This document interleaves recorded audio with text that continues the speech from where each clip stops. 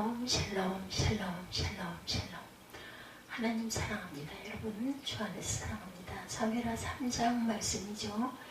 3장 1절에 보면 사울의 집과 다윗의 집 사이에 전쟁이 오래매 이렇게 시작이 됩니다. 다윗은 점점 강하여 가고 사울의 집은 점점 약하여 가니라. 다윗이 헤브론에서 아들들을 낳았을 때 맏아들은 암논이라 이스라엘 여인 아히노함의 소생이요 둘째는 길랍이라 갈멜 사람 나발의 아내였던 아비가일의 소생이요 셋째는 압살롬이라 그스왕 달메의 딸 마아가의 아들이요. 아들들을 쭉 두는 내용이죠. 넷째는 아도니아라 핫깃의 아들이요. 다섯째는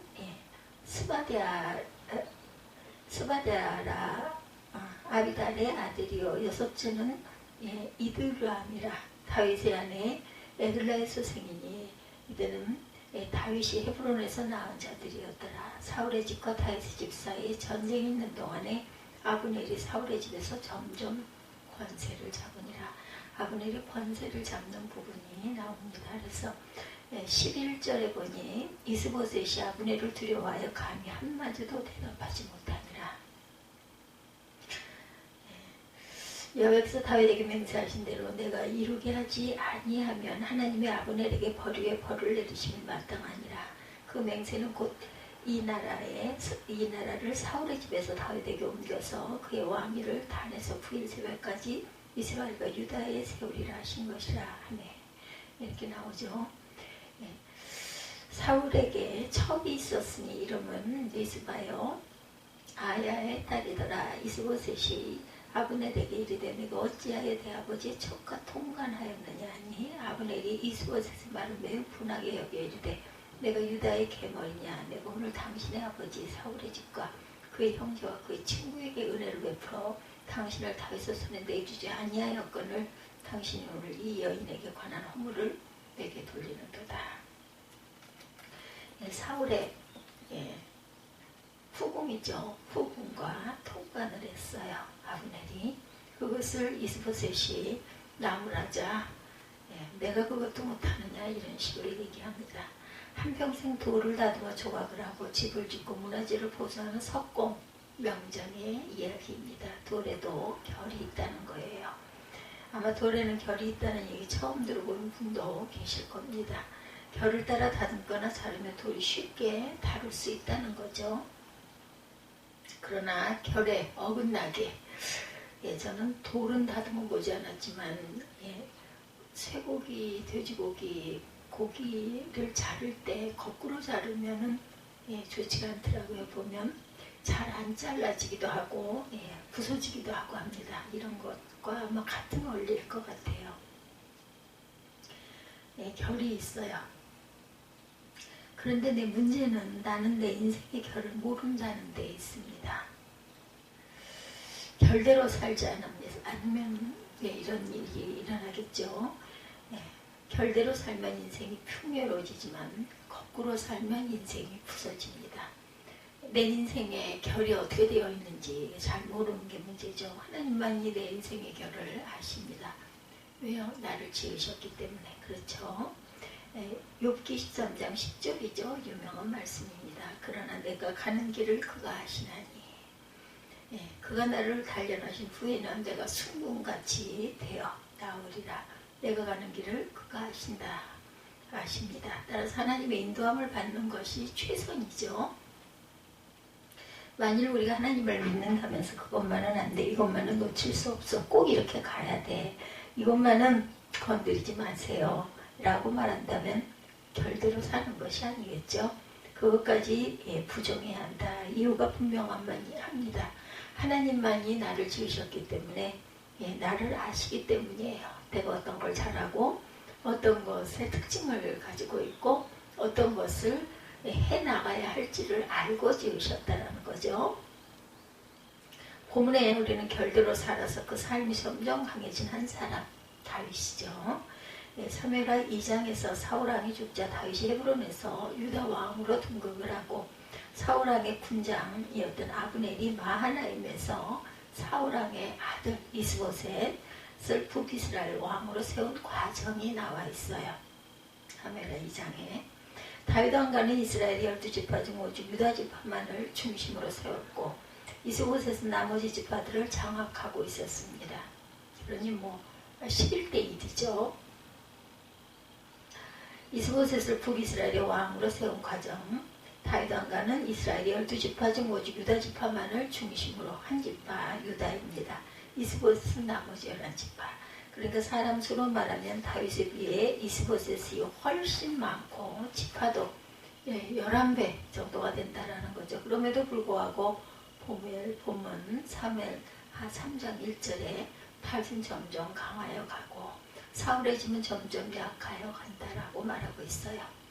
강하여져 가는 다윗의 집입니다. 본문 2절에서 5절에 보면 다윗의 아들들이 쭉 소개가 되죠. 맏아들은 암논으로 이스라엘 여인 아히노아미 소생이다. 둘째는 길르압으로 갈멜 사람 나발의 아내였던 아비가일의 소생. 셋째는 압살롬이죠. 그수람 달메의 딸 마아가의 소생. 넷째는 아도니아로 학기스의 소생이다.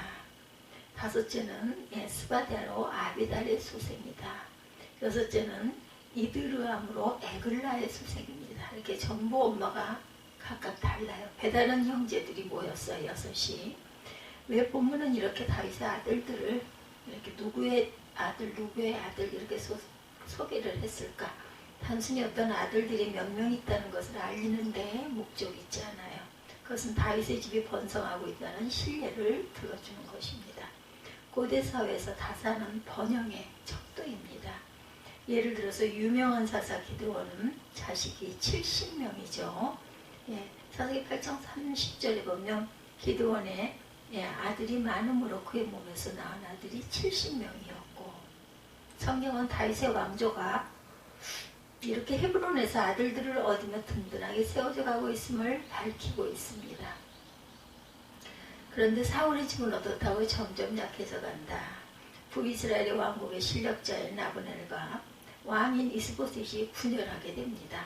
군장 아브넬이 사울왕의 첩이었던 리스비와 동침을 하죠.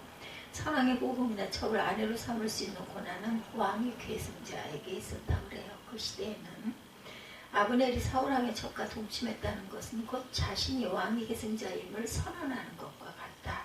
그래서 이스보셋 왕은 군장 아브넬을 책망합니다. 그랬더니 아브넬이 격분하죠. 8절에 보면 사무엘하 3장 8절에 보면 내가 유다의 개머리냐 이렇게 격분합니다. 개라는 동물은 성경에 상징적으로 난잡한 동물을 호칭할 때 쓰는 말이죠. 개머리라는 말은 그런 개 중에서 아주 추잡한 개 표현입니다. 결국 군장 아브넬과 이스보셋 왕은 결별하게 되고 여기서 중요한 교훈은 분열을 참 조심해야 된다. 어떤 명분의 분열도 공동체에 있어서는 안 된다라는 겁니다. 그것은 공동체를 약화시키고 쇠퇴시키는 악이다. 그래서 바울 사도도 갈라디아에 있는 교우들에게 권면합니다. 갈라디아서 5장 15절에 만일 서로 물고 먹으면 피차 멸망할까 조심하라. 분열하면 멸망한다라는 거예요. 누구는 잘되고 누구는 잘못되는 것이 아니라 함께 잘못될 수밖에 없다. 그러면 왜 이렇게 다윗은 점점 강하여 가고 사울의 집은 점점 약하여 갔을까요? 그것은 바로 하나님 때문입니다. 9절에 여호와께서 다윗에게 맹세하신 대로 내가 이루게 하지 아니하면 하나님이 아브넬에게 벌을 내리심이 마땅하니라. 여호와께서 다윗에게 맹세하신 대로 18절에 이제 그대로 하라. 여호와께서 이미 다윗에 대하여 말씀하시기를 내가 내 종 다윗의 손으로 내 백성 이스라엘을 구원하여 블레셋 사람의 손과 모든 대적의 손에서 벗어나게 하리라 하셨습니다 하고 여호와께서 이미 다윗에 대하여 말씀하시기를 사무엘하 5장 10절에 보면 만군의 하나님 여호와께서 함께 계시니 다윗이 점점 강성하여 가니라 이렇게 말씀해요. 만군에는 여호와께서 함께 하시니 중요하죠. 함께 하는 게 우리의 삶에 하나님이 함께 하시는 게 중요합니다. 하나님 때문에 다윗은 점점 강하여져요. 여러분도 하나님 때문에 점점 강성해지기를 주님의 이름으로 축복합니다. 영혼이 잘된 같이 범사에 잘되고 강건한 축복이 점점 강성해졌다. 나와 함께 하심으로. 그러면 다윗을 점점 더 강하게 하신 하나님은 어떤 하나님이신가요? 오늘 우리가 바라보고 믿는 하나님은 과연 어떤 하나님이신가? 사람들은 하나님에 대해서 알지 못합니다. 물론 모세의 율법이 있었고 예언자의 예언이 있어서 하나님에 대하여 알려줘요. 그러나 사람들은 여전히 그분의 뜻이 무엇인지, 그분의 생각이 어떠한지, 그분의 이름이 무엇인지, 그분의 능력이 어느 정도인지, 그분의 역사에 대한 계획이 어떠한지 알 수가 없습니다. 이렇게 추상적이고 막연하고 잡힐 것 같지 않던 하나님을 예수님을 통해서 확실하게 나타내죠. 그래서 예수님은 하나님의 계시라고 합니다. 계시. 예수님은 하나님 어떤 분으로 우리에게 알려줬느냐면 아버지다 말하죠. 어떤 분이세요? 아버지 같은 아버지이십니다. 우리를 낳으셨으니 아버지 맞죠? 이것은 그 당시 사람들에게 충격적인 선언이었습니다. 왜냐하면 거룩한 하나님을 죄된 인간과 비교한 것 자체가 불경스럽고 하나님은 감히 접근할 수 없는 무서운 존재로 생각했는데 그 하나님이 친근한 아버지와 같은 분이라니 도저히 이해가 되지 않아요. 그러나 예수님은 하나님을 아버지와 같은 분이라고 알려줬습니다. 아버지 하나님이 구체적으로 어떤 분이신지 살펴보도록 하죠. 용서하시는 아버지 하나님이세요. 여기서 우리가 알아야 할 중요한 사항이 있습니다. 용서는 무조건 없었던 일로 해주는 것인가? 무조건 눈 감아주는 것인가? 아니면 책임은 하나님이 지시고 우리를 조건 없이 받아들이는 것인가? 어떻게 생각하십니까? 죄를 지으면 벌을 받아 마땅하죠. 그냥 없어지는 것이 아니에요. 꼭 벌을 받습니다. 뿌렸는데 어떻게 안 거둘 수가 있겠는가? 죄를 뿌리면 죄를 거두어야 되겠죠. 그것은 자연의 이치고 하나님의 법칙입니다. 죄를 지어도 사람들만 속이고 본망에 걸리지 않으면 그냥 넘어가는 줄 아는데 절대로 그렇지가 않죠. 하나님이 보고 계세요. 어떻게 하나님의 시선을 피할 수가 있겠는가? 어떻게 하나님의 낯을 외면할 수가 있겠는가? 그런데 사실이 그런데 당연히 받아야 할 벌을 하나님이 대신 받으시고 우리를 거저 용서하셨다라는 거예요. 이것이 복음입니다. 믿으시기 바랍니다. 로마서 5장 8절에 우리가 아직 죄인 되었을 때 그리스도께서 우리를 위하여 죽으심으로 하나님께서 우리에 대한 자기의 사랑을 확증하셨다 이렇게 말씀하세요. 하나님의 사랑을 확증하셨어요. 왜요? 그리스도께서 우리를 위하여 대속 죄를 속하여 주시니라고 죽으심으로 우리에 대한 사랑을 하나님이 우리를 얼마나 사랑하셨으면 독생자 아들이신 예수님을 보내셔서 우리의 모든 죄를 대속하셨겠는가? 그것으로 확증이 되었다는 거죠. 예수님의 십자가 죽음이란 우리의 죄에 대한 벌이고 심판입니다. 그러므로 하나님의 용서는 값싼 은혜가 아니고 값비싼 은혜예요. 하나님의 용서는 말로만 쉽게 된 것이 아니고 생명을 바침으로 이루어진 거죠. 여러분 가운데 어떻게 생명을 내놓기까지 사랑하실 수 있으십니까? 라고 생각을 가지고 계신 분이 있을지 몰라요. 이해를 돕기 위해 예를 봅니다. 자식이 병들어 심하죠. 간호하는 부모는 어린 자식이 숨을 핥아거리며 고통받는 것이 애처로워서 내가 대신 알았으면 좋겠다 이렇게 생각합니다. 자식이 병이 위중해서 수술을 해야 한다면 부모는 파랗게 질려 수술대에 누워있는 자식을 참아볼 수 없어서 내가 수술을 대신 받을 수는 없을까 이런 마음을 갖게 됩니다. 부모님들은 그런 마음으로 자식을 키워요. 그렇죠? 자식을 향한 사랑 때문입니다. 하나님은 죽어야 할 나 대신 십자가의 죽음을 선택하시죠. 사랑 때문이라는 것. 우리가 아직 죄인 되었을 때 그리스도께서 우리를 위하여 죽으심으로 하나님께서 우리에 대한 자기의 사랑을 확증하셨다라고 얘기하죠. 로마서 5장 8절에 여기에 죽으심이라는 단어와 사랑이라는 단어가 나와요.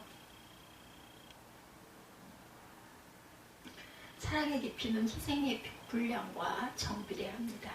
사랑이 클수록 희생의 깊이가 깊어지고 우리가 믿는 하나님은 벌은 자신이 감당하시고 우리를 거저 용서하시는 아버지시다. 좋은 것을 주시는 아버지세요. 예수님의 마태복음 7장 9절에서 11절에 말씀합니다. 너희 중에 누가 아들이 떡을 달라 하는데 뱀을 주며 생선을 달라 하는데 뱀을 줄 사람이 있겠느냐. 떡을 달라 하는데 뱀이 아니라 돌을 주며, 맞죠? 생선을 달라 하는데 뱀을 줄 사람이 있겠느냐. 너희가 악한 자라도 좋은 것으로 자식에게 줄 알거든. 하물며 하늘에 계신 너희 아버지께서 구하는 자에게 좋은 것으로 주시지 않겠느냐. 예수님이 물어요. 너희 중에 누가 아들이 떡을 달라면 돌을 주는 사람이 있겠는가. 너희 중에 누가 생선을 달라 하면 뱀을 주는 사람이 있겠는가. 예수님의 무릎 앞에 앉아있던 사람들은 고개를 설레설레 흔들면서 대답합니다. 아니죠. 세상에 그런 아버지가, 그런 부모가 어디 있겠습니까? 이어서 예수님은 부정 의문문으로 질문합니다. 그것은 그 내용을 강조하기 위해서죠. 세상에 악한 아버지도 자식에게 좋은 것을 줄 줄 아는데 하물며 하늘아버지께서 좋은 것을 주시지 않겠느냐. 하나님의 사전에 나쁜 것이 없으니까 나쁜 것은 생각하지 말아라. 좋은 것을 주시는 아버지 하나님께서 늘 좋은 것을 마련하시고 우리를 위해 기도하신다라는 겁니다. 늘 좋은 것을 기대하시고 기다리시기 바랍니다. 세상 사람들이 다 나쁘다고 해도 하나님의 아들과 딸이 된 저와 여러분들은 나쁜 것이 아니라고 굳게 믿고 갑니다. 우리의 신앙생활이란 교통신호등과 비슷해요. 자동차를 운전하는 사람은 자기 앞에 늘 파란불이 켜져 있으면 좋겠다고 생각하죠. 빨간불이 자꾸 걸리면 어때요? 갈 길이 자꾸 방해를 받으니까 그렇습니다. 손대는 일마다 잘 되고 마음 먹은 대로 이루어지기를 바라죠. 그러나 신호등에는 파란불만 있는 게 아니죠. 빨간불도 켜져야 합니다. 가던 차가 멈춰야 돼요. 그래야 상대방의 차가 또 지나갈 수가 있기 때문이죠. 한 발자국도 나갈 수가 없습니다. 빨간불이 켜지면. 그러면 세상 사람들은 아주 불편해합니다. 그럴 때 여러분은 나쁜 것이 아니다라고 얘기하시기 바랍니다. 또 어떤 때는 노란불이 켜지기도 하죠. 돌아가라는 거예요. 그러면 세상 사람들은 아이고 이제는 저 돌아가는 불까지 켜졌네. 파란불이 바로 켜질 줄 알았더니 노란불이 켜지고 나야 파란불로 바뀌는 거죠. 그럴 때 우리는 망했다라고 생각하지 말고 하나님의 사전에 나쁜 것은 없다. 절대 긍정의 삶을 사시기 바랍니다. 돌아도 가야 되죠. 내가 또 돌아가야 할 때가 있기도 하죠. 어느 교수가 학생들에게 질문합니다. 한 부부가 있는데 남편은 매독에 걸렸고 아내는 심한 폐결핵에 걸려있다. 이 가정에 아이들이 넷이 있는데 하나는 며칠 전에 병으로 죽고 남은 세 아이들도 결핵으로 누워 살아날 것 같지가 않아. 이 부인은 현재 임신 중인데 어떻게 하면 좋겠느냐. 한 학생이 낳지 말아야 합니다. 대뜸 소리칩니다. 그 대답을 들은 교수는 자네는 방금 베토벤을 죽였네 이렇게 대답을 했다고 그러죠. 이 불행한 환경에서 누가 보더라도 더 나쁘다고 판단하는 상황에서 5번째로 태어난 아기가 바로 베토벤이었어요. 하나님 그 가정에 베토벤이 태어나게 하실 줄 누가 알았겠습니까? 사람들은 자기 생각대로 이것은 좋다 저것은 나쁘다라고 하지만 하나님을 믿는 우리에게 절대 긍정만 있어야 합니다. 하나님의 사전에는 나쁜 것이 없어요. 가까이 계시는 아버지 하나님이시죠. 우리 옆에 가까이 계세요. 좋은 것을 마련해 놓고 계시는 하나님 아버지시고 또한 우리에게 늘 좋은 것을 예비해 놓으신 하나님이시죠. 그리고 또한 항상 어떻게 좋은 것을 심고 거두는 법칙을 우리에게 주셨어요. 그리고 항상 우리에게 좋은 삶을 살아갈 수 있도록 길을 열어놓으신 하나님께서는 항상 우리를 용서하시는 하나님, 좋은 것을 예비해 놓으신 하나님 잊지 마시기 바랍니다. 또한 세 번째로 우리에게 항상 가까이 계시는 하나님, 용서해 주시고 좋은 것을 예비하시는 하나님, 우리와 함께 가까이 계시는 하나님. 예수께서 하나님은 저 구름 위에 구말리 장차 먼 곳에 계신 것이 아니라 바로 내 곁에 가까이 계시는 아버지시라고 말씀합니다. 마태복음 1장 23절에 보면 보라 처녀가 잉태하여 아들을 낳을 것이요 그 이름은 임마누엘이라 하리라. 임마누엘이란 하나님이 우리와 함께 계신다 이런 뜻을 갖고 있죠. 우리가 추워할 때 같이 추워하시고 더워할 때 같이 더워하시고 기뻐할 때 같이 기뻐하시고 슬퍼할 때 같이 슬퍼하시고 우리가 아파할 때 같이 아파하시고 우리가 신날 때 같이 기뻐하시고 그리고 외로워할 때 또한 위로해 주시는 하나님, 항상 늘 함께 하신 하나님. 대만의 한 청년이 사랑하는 여자에게 2년 동안 700통의 연애 편지를 썼다고 그래요. 매일 편지를 썼다는 거죠. 이것은 러브레터 사상 최고의 기록일 것입니다. 근데 연애 편지를 700통이나 받은 처녀는 그 편지를 쓴 사람과 결혼한 것이 아니라 편지를 배달한 우체부와 결혼했다고 그래요. 글로 통하는 것보다 날마다 접촉하는 것이 좋다라는 거죠. 같이 있는 것이 중요합니다. 가까이 있다라는 거. 같이 있으면서 상대방의 얼굴을 보면서 걱정, 근심, 염려, 아니면 기쁨 이것을 살필 줄 알고 또한 물어보고 위로하고 같이 아파하고 이게 가장 중요하다라는 거예요. 그 사람과 결혼을 하게 되죠. 하나님은 가까이 계셔서 만나주시는 아버지이십니다. 여러분의 입가에 새어나오는 신음소리도 들으세요. 하나님 여러분의 눈가에 번진 눈물 자국도 보십니다. 이 하나님을 바라보시기 바랍니다. 다윗은 이 하나님 때문에 점점 강하여집니다. 우리도 용서하시고 좋은 것을 주시는 가까이 계시는 하나님 때문에 점점 강하여질 줄 믿습니다. 그런 은혜로 오늘도 주 안에서 승리하시기를 주님의 이름으로 축복합니다.